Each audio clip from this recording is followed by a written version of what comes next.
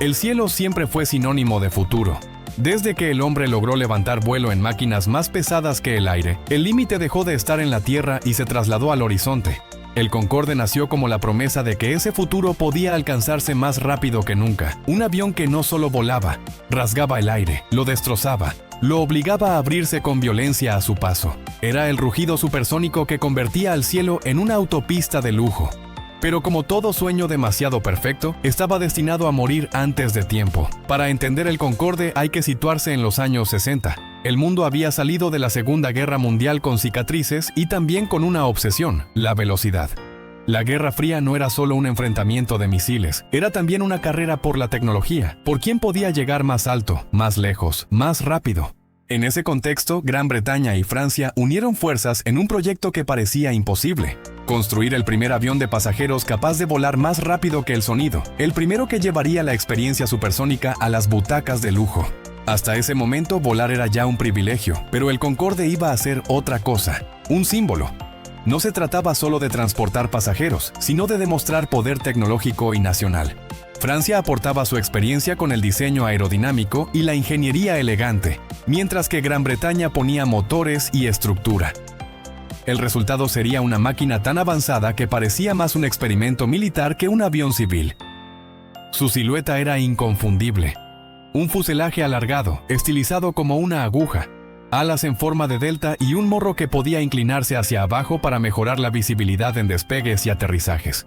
Pero lo que lo hacía realmente único eran sus motores Rolls-Royce Snecma Olympus 593, capaces de llevarlo a Mach 2.04, más del doble de la velocidad del sonido. Eso significaba cruzar el Atlántico en poco más de 3 horas, cuando los aviones convencionales tardaban entre 7 y 8. Para los pasajeros era como desafiar las leyes de la física.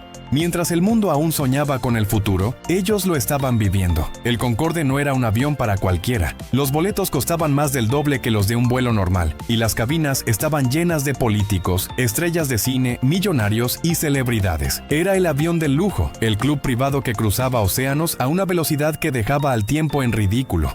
Pero volar tan rápido tenía un precio. El Concorde devoraba combustible como ningún otro avión. Sus motores eran poderosos pero también voraces, y cada vuelo costaba una fortuna. Además, el rugido del boom sónico, esa explosión que se produce al romper la barrera del sonido, lo convertía en un vecino incómodo. Por eso, solo podía volar a velocidades supersónicas sobre el océano, donde nadie podía quejarse. A pesar de esas limitaciones, el Concorde se convirtió en un ícono. Verlo despegar era presenciar una escena casi extraterrestre. Su morro inclinado, sus motores rugiendo con llamas visibles desde atrás y la aceleración que lo llevaba a escapar de la pista en segundos. Era el futuro convertido en carne y acero. Su primer vuelo fue en 1969, el mismo año en que el hombre llegó a la Luna. Y para muchos, el Concorde era el equivalente terrestre de ese logro espacial, la prueba de que la humanidad podía conquistar no solo el espacio exterior, sino también la velocidad. Entró en servicio comercial en 1976, operado por Air France y British Airways, y rápidamente se convirtió en un símbolo de prestigio. Quien volaba en Concorde no solo viajaba rápido, viajaba con estatus. El Concorde también fue una declaración política. Gran Bretaña y Francia demostraban al mundo que podían competir con Estados Unidos y la Unión Soviética en la carrera tecnológica. Mientras los norteamericanos soñaban con el Boeing 2107, un supersónico que jamás llegó a construirse, los europeos lograban lo imposible: poner en servicio un avión que volaba más rápido que el sonido y llevaba pasajeros de un continente a otro en tiempo récord. Los pasajeros hablaban de la experiencia como algo único. No se trataba solo del lujo en la cabina, ni del servicio exclusivo, sino de la sensación de viajar al doble de la velocidad del sonido. El Concorde volaba tan alto que desde las ventanillas se podía ver la curvatura de la Tierra y el cielo oscurecido como si fuera el espacio. Era un espectáculo reservado para pocos, una vista que convertía cada vuelo en un recuerdo eterno. Pero incluso en su gloria, el Concorde cargaba con fantasmas. Cada vuelo era carísimo. Los boletos eran inaccesibles para la mayoría, y el mantenimiento era un reto constante. Su consumo de combustible era descomunal, y en un mundo cada vez más consciente de los costos energéticos, eso lo convertía en un lujo insostenible. Aún así, durante décadas el Concorde reinó en el Atlántico. Londres y París se conectaban con Nueva York en 3 horas, y volar en él era un ritual de la élite mundial. Políticos cruzaban el océano en la mañana y regresaban a la noche. Estrellas de cine llegaban a estrenos sin perder días en el viaje, y los millonarios se sentían dueños del tiempo. El Concorde era más que un avión. Era una máquina del futuro atrapada en el presente. La gente en tierra también lo miraba con fascinación. Su despegue era un espectáculo, y su paso a velocidades supersónicas sobre el mar, un recordatorio de que había humanos que viajaban más rápido que las balas. Pero lo que pocos sabían es que el Concorde ya llevaba en su interior el germen de su final. El boom sónico limitaba sus rutas. Los costos limitaban su mercado. La cantidad reducida de unidades fabricadas, apenas 20 en total, contando prototipos y modelos de prueba, lo condenaba a ser exclusivo y nunca masivo. Era un avión que no podía democratizarse, y por eso, aunque parecía adelantado, en realidad estaba atrapado en su propio lujo. Cada vuelo era un desafío de ingeniería. Los motores ardían a temperaturas extremas, el fuselaje se calentaba tanto que se expandía en vuelo varios centímetros. Los ingenieros habían diseñado materiales y soluciones que parecían de ciencia ficción para que pudiera soportar esas condiciones, pero cada hora en el aire era también una factura gigante para las aerolíneas que lo operaban. El Concorde no nació para ser rentable, nació para ser un símbolo, y como todo símbolo estaba destinado a vivir rodeado de gloria y de crítica. Era amado por quienes lo usaban y cuestionado por quienes lo financiaban. Pero durante casi 3 décadas, el rugido supersónico siguió atravesando los cielos, recordándole al mundo que lo imposible podía ser real. El sueño supersónico, sin embargo, siempre tuvo fecha de vencimiento, y esa fecha llegaría más temprano de lo que cualquiera imaginaba. Porque un día, el Concorde dejó de ser el sueño del futuro y se convirtió en la pesadilla del presente. El Concorde era la joya de los cielos. Cada vez que uno de ellos despegaba, el mundo entero lo miraba con fascinación. Era imposible no detenerse a observar cómo esa máquina de líneas afiladas rugía con un poder casi animal, levantando la nariz y arrastrando consigo un futuro que parecía haber llegado antes de tiempo. Pero detrás del espectáculo y el glamour, el Concorde era también una paradoja. Era un sueño hecho realidad y al mismo tiempo una pesadilla financiera, un logro tecnológico impresionante y una contradicción que no podía sostenerse para siempre. En los años 80 y 90, el Concorde se convirtió en un ícono cultural. Era mucho más que un avión. Era un símbolo de lujo, poder y exclusividad. Los pasajeros no compraban un boleto, compraban estatus. Estar en un Concorde significaba pertenecer a un club que podía mirar al resto del mundo desde arriba, literalmente. Celebridades, empresarios y líderes políticos cruzaban el Atlántico en apenas 3 horas y media, mientras los demás tardaban más del doble. Volar en Concorde era desafiar al tiempo, y en la era de la inmediatez eso era un tesoro. Las rutas más emblemáticas eran Londres-Nueva York y París-Nueva York.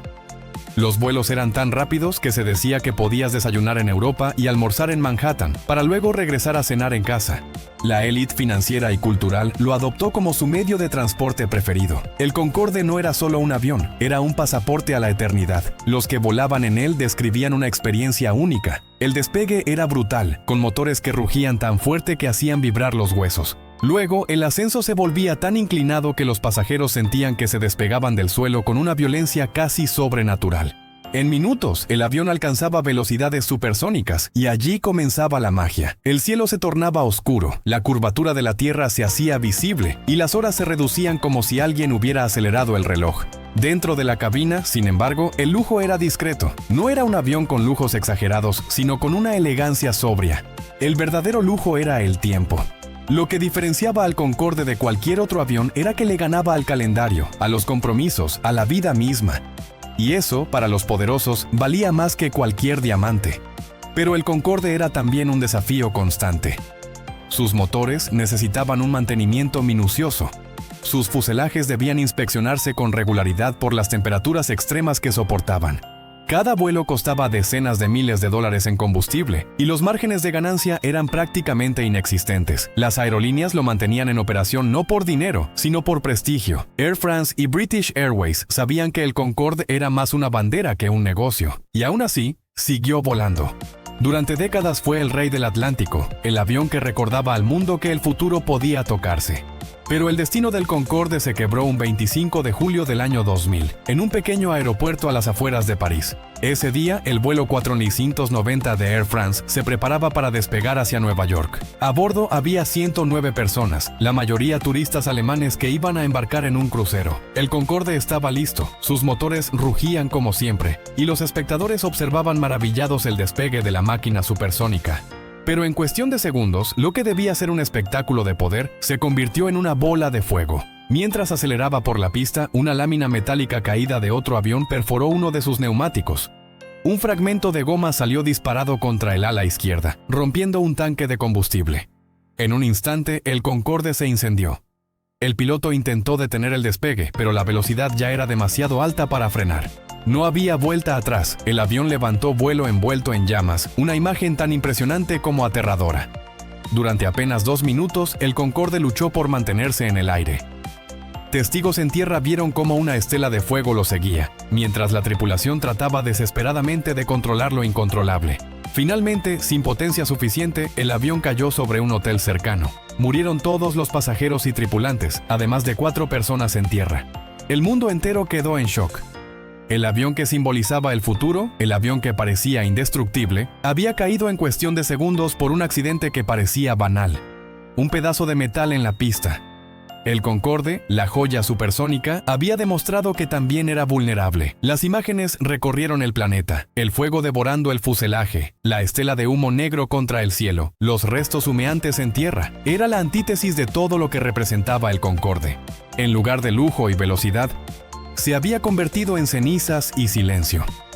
El accidente de París marcó el principio del fin. Aunque los ingenieros trabajaron para reforzar los tanques de combustible, rediseñar los neumáticos y añadir protecciones, la confianza ya estaba rota. Los pasajeros comenzaron a ver al Concorde no como un privilegio, sino como un riesgo. El sueño supersónico se había teñido de miedo. Aquel accidente no fue solo una tragedia, fue también un símbolo del costo de la perfección. El Concorde, que había volado durante décadas sin un solo accidente fatal, quedó marcado para siempre por esa tarde de julio. El mundo entendió que incluso los sueños más avanzados pueden caer por los detalles más pequeños. Después del accidente, los vuelos del Concorde se suspendieron temporalmente. Meses de investigación, cambios técnicos y mejoras siguieron antes de que volviera a volar. En noviembre de 2001, el Concorde regresó a los cielos. Pero ya nada era igual. El mundo había cambiado. Los atentados del 11 de septiembre habían golpeado la aviación comercial como nunca antes. La seguridad se volvió prioridad absoluta. El miedo dominaba a los pasajeros y los costos crecían sin control. En ese contexto, un avión carísimo de mantener, con boletos prohibitivos y capacidad limitada, ya no tenía cabida. El Concorde era un lujo que el mundo no podía permitirse en medio de la incertidumbre global. Air France y British Airways intentaron mantenerlo, pero los números eran claros. El avión era una pérdida constante. La imagen del accidente seguía viva en la memoria colectiva, y la era supersónica comenzó a apagarse lentamente. En 2003, apenas 3 años después del desastre de París, el Concorde fue retirado oficialmente del servicio. El último vuelo fue un evento cargado de nostalgia. Miles de personas se reunieron para ver cómo el Concorde surcaba los cielos una última vez. Muchos lloraron al verlo desaparecer en el horizonte, sabiendo que estaban despidiendo no solo a un avión, sino a un símbolo de lo que pudo ser y nunca fue. El rugido del Concorde se apagó, y con él el sueño de un futuro supersónico para todos.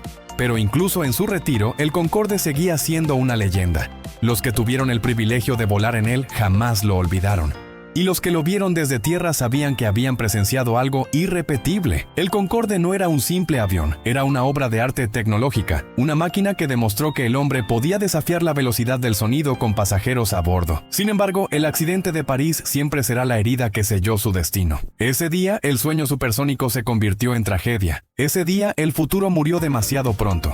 El Concorde dejó de volar en 2003, pero su rugido aún vibra en la memoria de quienes lo vieron surcar los cielos, porque el Concorde nunca fue solo un avión, fue un manifiesto, una declaración de lo que la humanidad podía alcanzar cuando se atrevía a soñar más allá de lo razonable. El Concorde fue un futuro adelantado, un futuro que se vivió durante casi 3 décadas y que, de repente, se apagó. Los que tuvieron la suerte de volar en él lo describen como una experiencia casi mística. Sentarse en una cabina angosta, rodeado de apenas un centenar de pasajeros, sabiendo que en cuestión de minutos estarías viajando más rápido que una bala, era un privilegio reservado a pocos.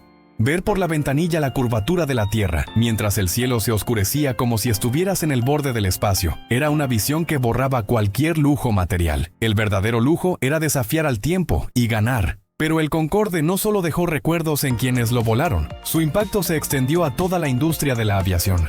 Cada componente, cada solución técnica, cada detalle de ingeniería abrió camino a nuevas formas de pensar la aeronáutica. El fuselaje que se expandía por el calor, los materiales capaces de soportar temperaturas extremas, los controles diseñados para manejar velocidades supersónicas.